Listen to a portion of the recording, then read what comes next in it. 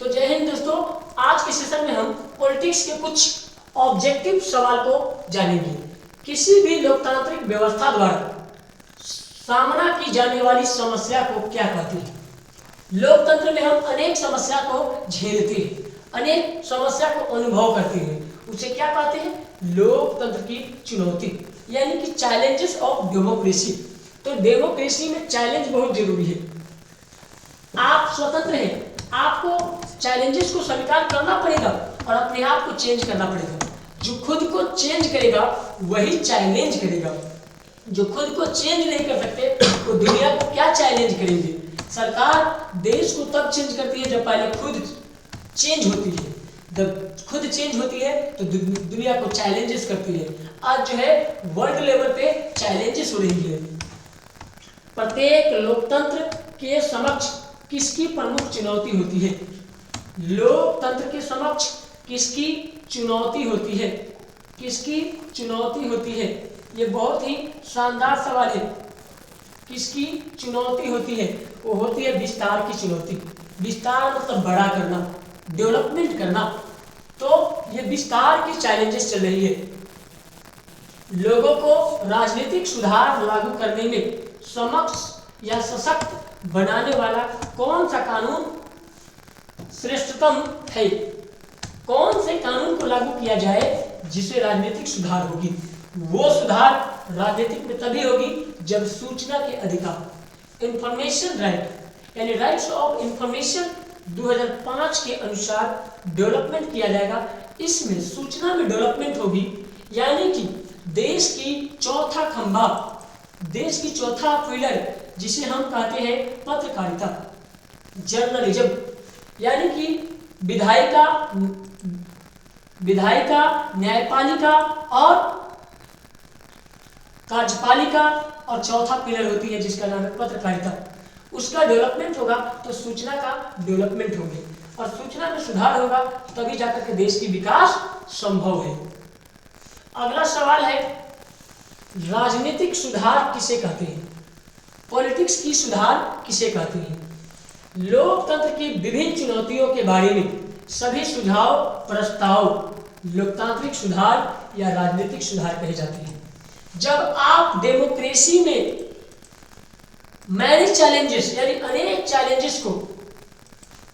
Challenges को जब प्रस्ताव के द्वारा सुधारते हैं तो उसे राजनीतिक सुधार कहते हैं। पॉलिटिक्स में इंप्रूवमेंट कहते हैं, और ये इंप्रूवमेंट तभी होगी क्योंकि भारत एक क्या है? भारत डाइवर्सिटी कंट्रीज है, विभिन्नता वाले देश है, अनेकता वाले देश है। तो diversity countries of the unity power of self, यानी कि विभिन्नता में एकता ही हमारी शान है, इसलिए भारत महान है। और भारत महान है तो इसमें भारत की देखरेख करना, उसे डेवलपमेंट पर नजर रखना हम सबकी भी जिम्मेवारी है। लोकतंत्र की हत्या लोकतंत्र में जी रहे लोग ही करते हैं। लोगों को अपने राइट्स को जानना चाहिए और उसे सही से उपयोग करना चाहिए, तभी जाकर के लोकतंत्र को बचाया जा सकता है। नेक्स्ट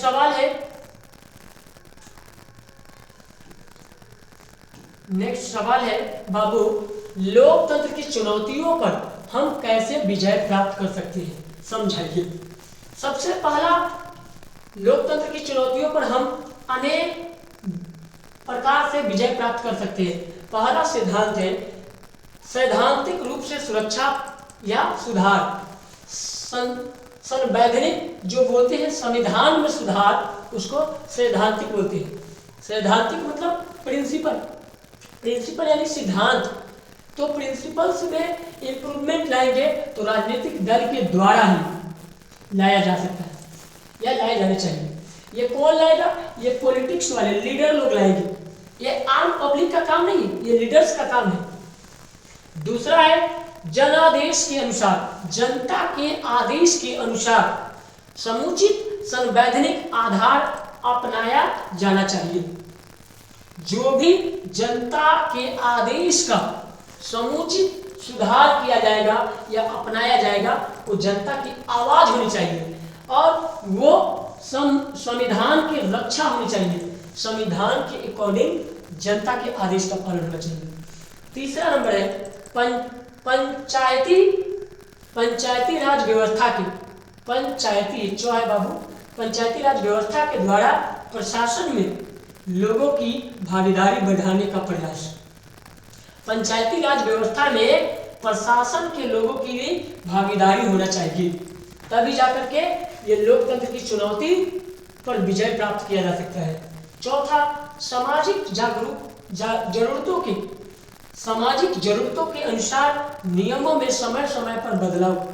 समय समय पर समाज को अच्छी तरह से चलाने के लिए उनके नीड को, उनके जरूरत को समझकर भरपाई करने की आवश्यकता है, तभी जाकर के राष्ट्र अच्छा हो सकता है, लोकतंत्र पर विजय प्राप्त कर सकते हैं।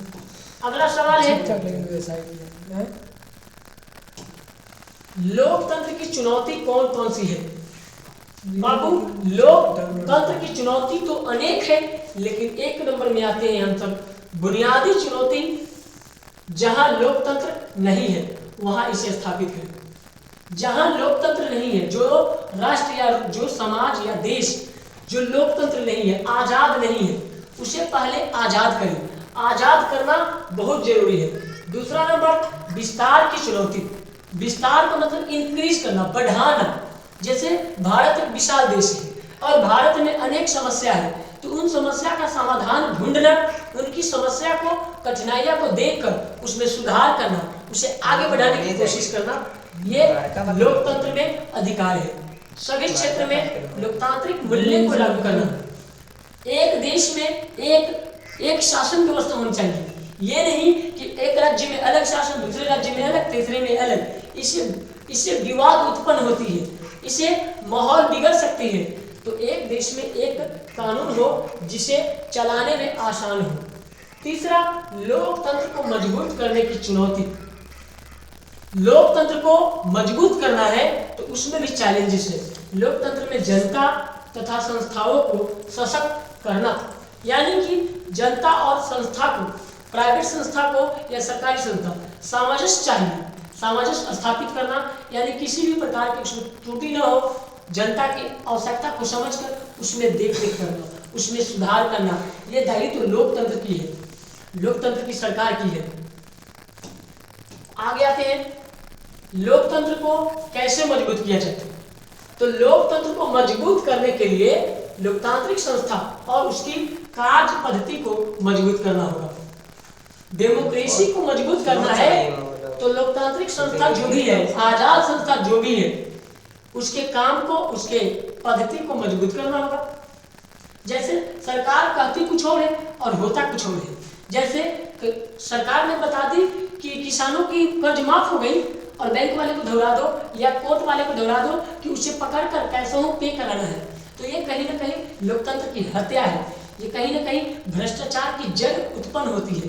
या तो अगर इस तरह से कर रहा है तो या तो बैंक फ्रॉड है, या तो बैंक में काम कर रहे कर्मचारी जबरन वसूल कर रहा है। तो कहीं ना कहीं दोषी जनता भी है और कहीं ना कहीं दोषी सरकार भी है कि झूठी वादे करके लोगों को भावुक बनाती है और वो भावुकता की वजह से अनेक समस्या उत्पन्न होती है। तो लोकतंत्र की हत्या ना हो, इसके लिए जो भी नियम और कानून लगे वो सशक्त लगे, जो बोलेंगे वो करके दिखाएंगे तो ज्यादा अच्छा रहेगा। दूसरा है लोगों द्वारा लोकतंत्र से जुड़ी अपनी उम्मीदों को पूरा करना। यानी देखिए यही बात है, पॉलिटिक्स में जो भी वादा है, लोकतंत्र से जुड़ी जो भी उम्मीदें हैं, जो भी उम्मीदों है उसको पूरा करना। जो भी उम्मीद दिया गया है या उम्मीदों को दिया गया है उसको पूरा कर दिया जाए तो अच्छा रहेगा। नंबर 3, लोगों की भागीदारी में वृद्धि। लोकतंत्र में ज्यादा से ज्यादा, पंचायती राज व्यवस्था में ज्यादा से ज्यादा लोग भाग लेते तो उसमें कंपटीशन तो होगी, चैलेंजेस तो होगी, लेकिन इससे भागीदारी से भी लोकतंत्र में मजबूती आएगी, सुधार होगा। नंबर 4, सरकारी फैसलों में पारदर्शिता। सरकार जो भी फैसला लेता उसमें पारदर्शिता हो, साफ साफ हो, कोई उसमें कूटनीति नहीं होनी चाहिए, गुप्तनीय नहीं होना चाहिए। जो भी नीति है वो लोकतंत्र का मतलब हुआ कि पारदर्शिता होनी चाहिए। वो जनता को जागृति देने के लिए जनता को जानकारी देना चाहिए। किसी भी कानून को छिपा कर नहीं रखना चाहिए, जो भी कानून है, जो भी व्यवस्था है, वो लागू करे तो पारदर्शिता के साथ दुनिया को दिखाकर काज किया जाए। कितना का कौन सा काम हुआ, कितना बजट आई, कितना काम हुआ, कितना वापस गया, कितना बचा, वो पूरा डाटा देना आवश्यकता है। यानी कि सूचना का अधिकार, सूचना का अधिकार अधिनियम 2005, इसके तहत जो है इम्प्रूवमेंट करने की आवश्यकता है, तभी जाकर के लोकतंत्र मजबूत हो सकता है। बात आती है कि अच्छे लोकतंत्र की विशेषता क्या है। अगला सवाल बाबू ध्यान से, अच्छे लोकतंत्र की विशेषता क्या है? तो अच्छे लोकतंत्र की विशेषता है कि वह भेदभाव धर्म में नहीं करता।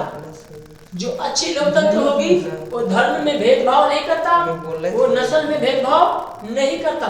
कैसे समझ में? जो जिस देश में धर्म के साथ भेदभाव नहीं होती, नस्ल के साथ भेदभाव नहीं होती, जाति के साथ भेदभाव नहीं होती, लिंग के साथ भेदभाव नहीं होती है, वो लोकतंत्र अच्छा होता है।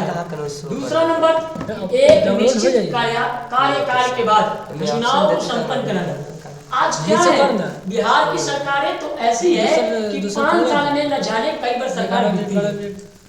सरकार का मतलब हुआ कि एक लिमिटेड टाइम होनी चाहिए कि सरकार 5 सालों के लिए या 10 सालों के लिए या 2 सालों के लिए फिक्स रहे। यहाँ सरकार की कोई गारंटी नहीं है कि कब कौन पलट जाए, ये पलटवार होती रहती है और इसकी सीमा रेखा, चुनाव की सीमा रेखा में बहुत ही गड़बड़ी होती है।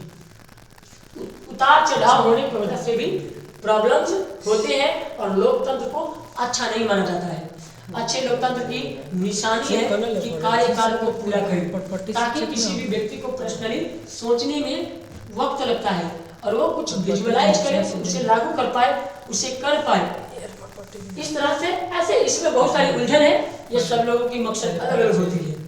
तीसरा नंबर, एक से अधिक दल हो।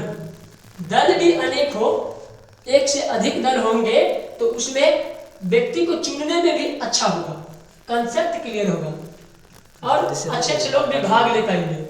स्वतंत्र और निष्पक्ष न्यायपालिका। न्यायपालिका हमेशा निष्पक्ष और स्वतंत्र होती है तो वो राष्ट्र या वो देश अच्छे लोकतंत्र की संज्ञा में आती है, अच्छा लोकतंत्र होता है। नेक्स्ट सवाल को जानेंगे। शिकायतों को लोकतंत्र की सफलता का प्रमाण किस प्रकार माना जाता है? 3 तथ्यों की सहायता से स्पष्ट करिए। नंबर 1 आता है, शिकायत के द्वारा सरकार के निर्णय लेने की प्रक्रिया अच्छी हो जाती है। सरकार को अगर शिकायत करेंगे, विरोधी तो चाहिए ही चाहिए, विरोध करने वाले व्यक्ति बहुत ही अच्छे होते हैं, क्योंकि खराब होने से वही बचाते हैं। देश अगर खराब हो रही है तो विपक्ष इंडिकेट करता है कि भाई देखो, तूने ये कमी किया, तूने ये कमी किया, तूने ये कमी किया, तू देखो, और देखने वाले व्यक्ति उसमें सुधार करते हैं। वो सीखने की जरूरत है, वो तो एंटीबायोटिक है। विरोधी व्यक्ति एंटीबायोटिक की तरह होती है जो आपको इंप्रूवमेंट लाता है। इससे विचारों को व्यक्त करने की स्वतंत्रता सशक्त होती है और लोकतंत्र में सुधार होता है। लोकतंत्र में इसे इंप्रूवमेंट भी होती है। तीसरा नंबर, शिकायतों द्वारा नागरिक सजग और ज्ञात होता है। नागरिकता में क्या है कि लोगों के अंदर अंडरस्टैंडिंग बढ़ती है, लोगों को समझ बढ़ता है, लोगों को सूचना मिल पाती है, इन्वायरमेंट में भाग लेने की परख बढ़ती है। तो इससे क्या हुआ कि लोकतंत्र अच्छा बनता है।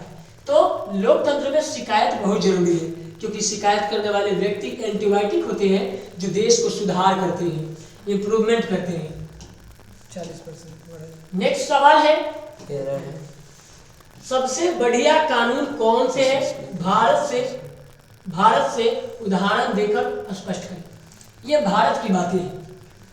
सबसे बढ़िया कानून वे है जो लोगों को लोकतांत्रिक सुधार करने की ताकत देता है। सबसे बढ़िया कानून कौन है?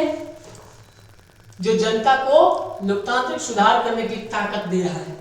तो लोकतंत्र में लोकतंत्र की सुधार की ताकत अगर जनता को देती है तो वो सबसे बड़ी ताकत है। सूचना का अधिकार कानून लोगों को जानकर बनाने और लोकतंत्र के रखवाले के तौर पर सक्रिय करने का अच्छा उदाहरण है। यह भ्रष्टाचार पर अंकुश लगाता है। सबसे बढ़िया कानून कौन है?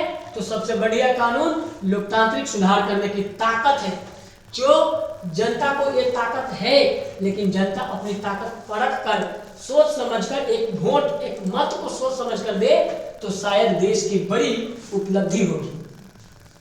सबसे अच्छा उदाहरण जो लोकतंत्र के रखवाला है वो है जो लोकतंत्र में अगर उस पर ध्यान रखा जाए, निगरानी रखा जाए तो भ्रष्टाचार की जड़ें पनप नहीं सकती है। आज भ्रष्टाचार तेजी गति से बढ़ रही है और इसमें कहीं ना कहीं दोषी सरकार भी है।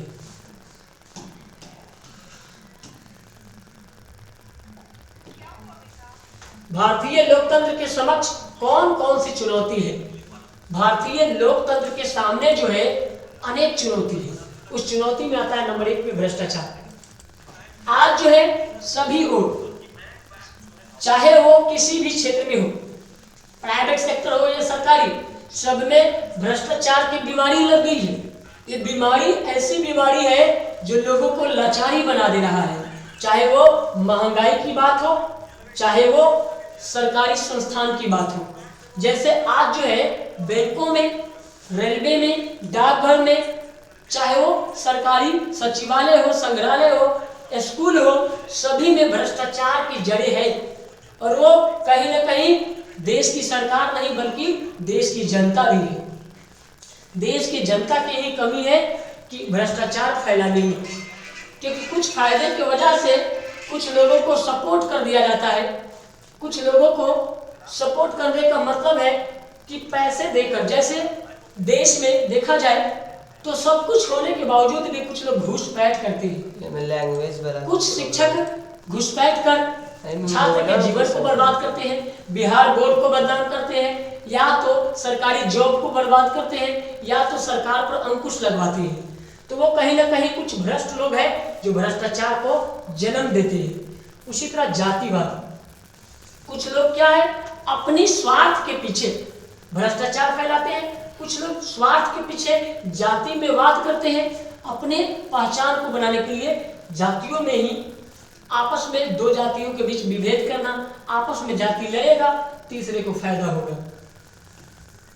क्षेत्रवाद, संस्थान को लेकर के ग्रामीण प्रवेश, शहरी प्रवेश में क्षेत्र को लेकर वाद होती है। भाषावाद, लैंग्वेज में भी हिंदी, भोजपुरी, संस्कृत जो भी है, बचका, जो भी अलग अलग भाषा है, भाषा को लेकर के भी विवाद होते हैं। अंग्रेजी नहीं जानता, उसको कोई इंग्लिश के लिए परेशान, तो कोई हिंदी के लिए परेशान, तो कोई भोजपुरी के लिए परेशान। गोरे वाले को काले पसंद है, काले वाले को गोरे पसंद है।